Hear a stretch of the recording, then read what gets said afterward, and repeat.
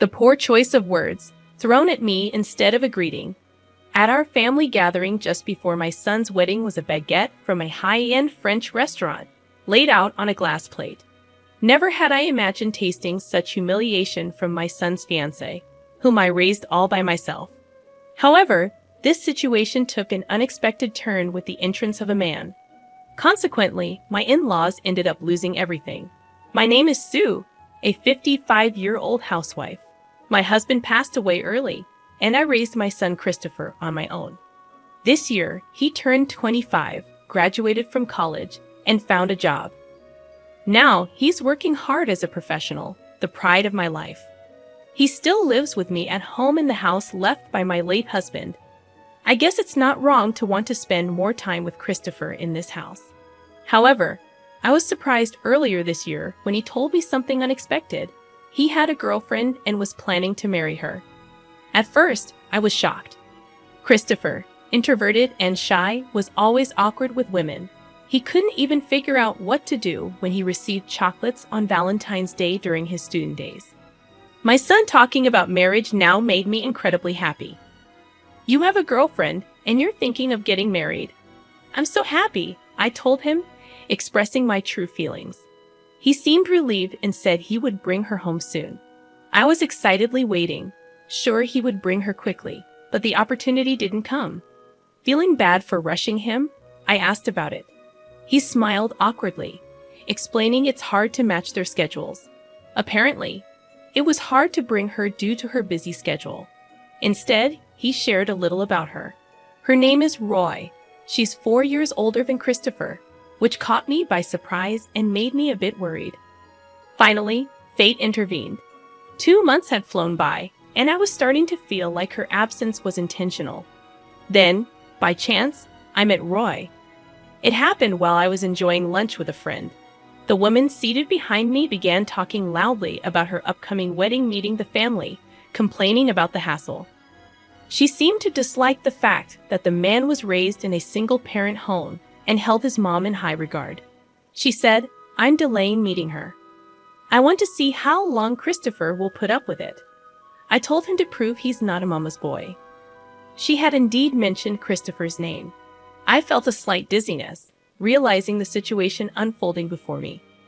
I could hear her friend advising Roy to be more humble. That confirmed it. The woman talking loudly about her future mother-in-law behind me was Christopher's fiancé, Roy. My hand, holding the coffee cup, trembled. I was so disturbed that my friend asked if I was okay. After that, I ate the recommended dessert, but I can't recall what it was. I just wanted to leave that place as soon as possible. That was my only thought.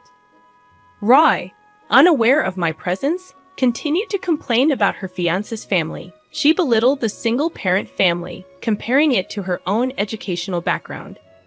She called me a clinging mother and talked about making Christopher abandon me after the wedding. Hearing all that, fear overcame my anger. The conflict between mother-in-law and daughter-in-law had begun even before the family meeting before the wedding. Yet she was the woman Christopher chose. There must be something wonderful about her.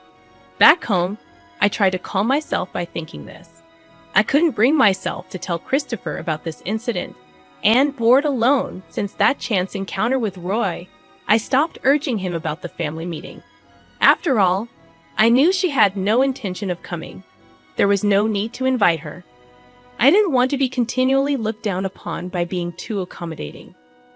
Christopher seemed a bit suspicious of my change of heart, but didn't press further. "It's okay if you're busy. Whenever it's convenient for you," I told him. He is innocent in all this. I tried to ease his burden with my words. It seems the wedding plans between Christopher and Roy were progressing faster than the family meeting. Seeing a wedding venue brochure on the living room table, I realized the countdown to the wedding had begun. I wanted to speak up about the wrong order of things, but I refrained for my son's sake. If I started making a fuss, I'd be accused of being unable to let go or of being a mama's boy. Faceless accusations that would upset me. Indeed, Christopher is important to me, but he's an independent adult. I haven't interfered more than necessary. To prove that, I had to remain a tolerant mother.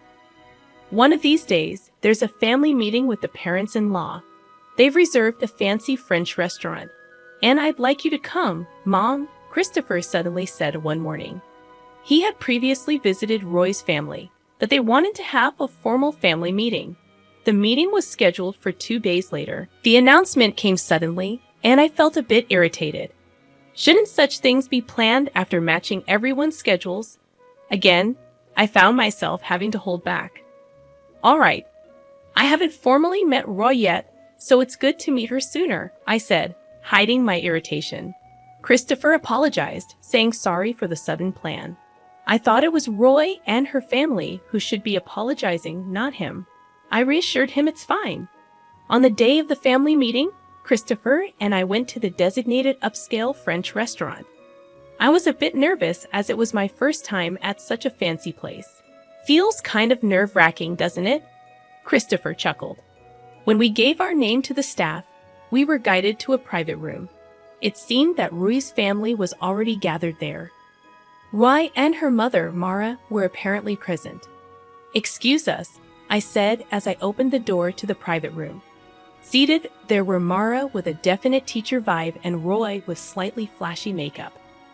Her demure dress didn't really match Roy's makeup. Probably Mara insisted on her wearing it for the family meeting. It didn't suit her at all. Roy and Mara didn't say a word until I finished my greetings. Furthermore, they scrutinized me from head to toe as if evaluating me. It was as if they had done me a favor by coming to listen to my greetings. I thought, this is the kind of daughter raised by such a mother. Since Christopher knew Mara, he said, "Long time no see." Indeed. I've been looking forward to meeting the famous mother. I've never had any connection with single mothers, Mara said with a laugh. There was a stain in her use of the term single mother. Don't think that my daughter stole your precious son, she said with a refined laugh, saying something rather rude. Perhaps she was not even aware that she was being rude to her. This must be perfectly normal, not rude at all. I somehow managed to return a polite smile. He's still inexperienced, but please take care of him, I said, playing it down. She nodded contentedly, behaving as if she was superior. I thought she must treat her students and their parents the same way. I wouldn't want such a teacher for my child. Please have a seat. She invited me to sit down. Even at this point, Roy hadn't greeted me. She just looked at me with disdain. I had to resist the urge to pour the water on the table over her head. Nice to meet you, Roy. I'm Christopher's mother. If we both remained silent, nothing would start. Reluctantly, I initiated the conversation. Then, Roy snorted in a mocking manner. I know you just said that. I don't like people who repeat themselves.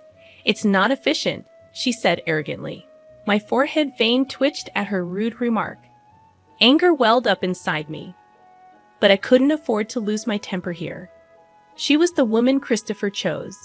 I feigned calmness. Oh, I see. I'll keep that in mind, I replied, forcing a smile. I felt like I was reaching my limit. Her father would be a bit late due to work, Mara had informed us. She suggested we start without him today. Dad is running late. You've never had such food because you were poor, Roy said to Christopher with a seemingly innocent smile. He just went along, unfazed. I'd always knew he was kind and patient, but this was beyond that. I worried a little about whether he could handle society. Was he being taken advantage of? I wondered with a parent's concern. That's nice. Let's enjoy the feast, Christopher, I chimed in. Roy and Marcia wore unpleasant smiles. I couldn't understand why they were making such faces, but soon it became clear. Quietly, the door to the private room opened, and the first dish was brought in. On a beautifully decorated plate was the cuisine. I watched as the dishes were placed on the table one by one. True to a high-end French restaurant, the starters were visually stunning. Then a plate was gently placed in front of me. Ah! I couldn't help but exclaim upon seeing the dish in front of me. It was just a baguette on a glass plate. That was the reason behind Roy and Marcia's laughter. They seemed intent on mocking me to the fullest. I later learned that the owner of this upscale French restaurant was Marcia's brother. They had colluded to ridicule me. The pour that suits you best, Roy said, laughing heartily while looking at my shocked expression.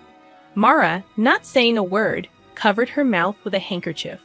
She was probably hiding a vulgar smile behind it. I couldn't take it anymore. Even Christopher seemed to turn pale at this situation. Is that so? This suits a poor person like me, does it? I muttered Roy's words. I was looking down, trying to contain my anger. Roy, seeing me, bowed. She must have thought I was crying. Sophie, crying over the truth isn't logical, she said, laughing even harder. Normally, Mara would be expected to scold Roy for such rudeness.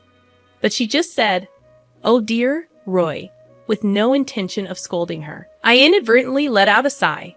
At that moment, the door opened, and Roy's father entered, apologizing for his lateness.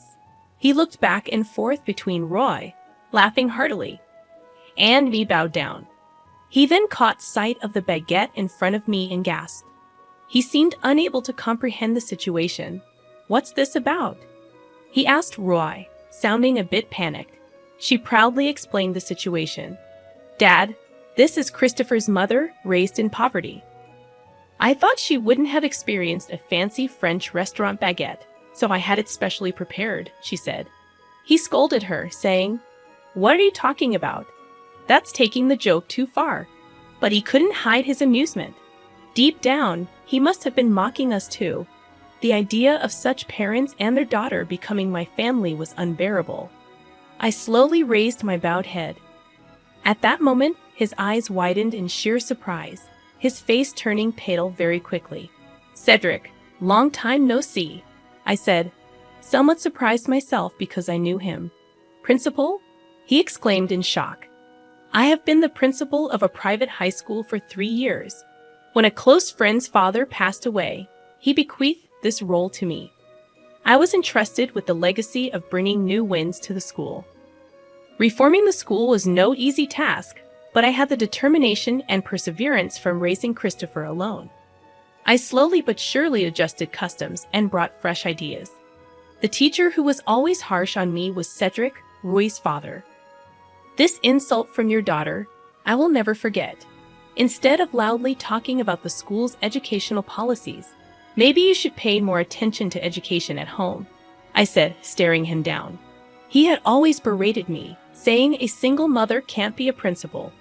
He even spread rumors that I couldn't properly educate my own child. "Hey, what does that mean? Sophie is Dad's boss." Seeing Cedric turn pale, Roy seemed to realize the magnitude of what she had done. Marcia was trembling, lost for words. I looked at each member of Roy's family and slowly bit into the baguette. The sound of me crunching the baguette echoed in the room. Delicious, as expected of a high-end French restaurant's baguette. "How about it, Cedric?" I offered, smiling as I held out the glass plate with the baguette. His hand trembled amusingly as he took it. "Don't get the wrong idea. I'd always separate work and personal life. Your dismissal has always been a topic at the board meetings. I was the one opposing it after all. Without a rival, there's no momentum for reform. But your role ends here." That was a final warning for him. In fact, I had evidence of his accepting bribes from parents during admissions, manipulating interviews. He was enjoying a luxurious life with that money, dining at upscale French restaurants, and driving luxury cars. I was still deciding whether to pursue criminal charges. If he left the school quietly, I was willing to let it go. "Christopher, let's go home. She may be this kind of lady, but can you still see her as a marriage partner? I won't stop you if you choose her," I said to Christopher, whose gaze was fixed on the baguette Cedric held to him. Roy, with a strange smile, whispered, "You'll marry me, right?" Thinking marrying him was her only way to save Cedric's position, her pleading eyes turned to him. He looked down, gripping his hands on his knees. "The engagement is off. This marriage is as if it never happened," he declared. "It's just a joke. I didn't mean to mock you." "It's a joke, Christopher." "You're so stiff." Roy desperately tried to cover up. If that wasn't mockery, then what was? I was amazed she couldn't come up with a better excuse. He looked at Roy with an unexpectedly cold gaze. "Roy, you've been given a lot by your parents. education, and love. But I believe I received even more from my mom. Seeing her work was cool. She's still cool, he declared. He could never forgive her for mocking me. He expressed pity for the students she was teaching. I wouldn't want to be taught by someone like her. I heard bad rumors about you but chose to believe otherwise. You betrayed that trust, he said, causing tears to stream down Roy's face. She seemed to finally understand the irreversible damage done. What's most necessary for you now is to reflect on how things came to this. We probably won't see each other again, but I hope you grow. As Christopher and I were about to leave the private room, Cedric grabbed his shoulder to stop him. Christopher shook off his hand as if it were something filthy. I've been patient, but let me say this clearly. What's wrong with being raised by a single mother? Did you see Roy's vulgar behavior? Raised by respectable parents, you should be more ashamed, he said firmly. Cedric had no response and looked down in shame. Roy's cries echoed in the private room as we left the restaurant. The moment we stepped outside the restaurant, we heard Cedric's angry voice. He was probably yelling at Roy. Christopher, you need to be more discerning in choosing women. When I said that, he scratched his head and said, It's embarrassing. Apparently, Roy had aggressively pursued him. He tends to be easily swayed. Roy probably saw that in him. Anyway, it's good everything came out before the marriage.